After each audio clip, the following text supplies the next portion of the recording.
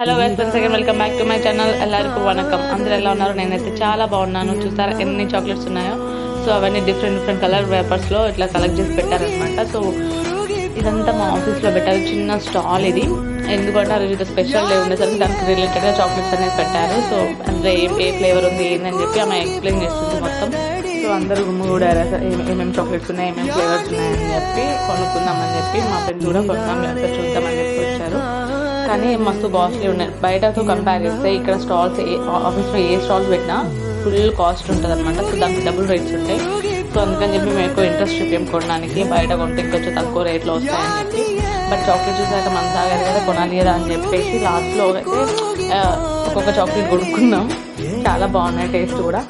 మీలో ఎంతమందికి చాక్లెట్స్ అంటే ఇష్టమో నాకైతే తెలియదు, బట్ నాకైతే పిచ్చి అనమాట చాక్లెట్స్.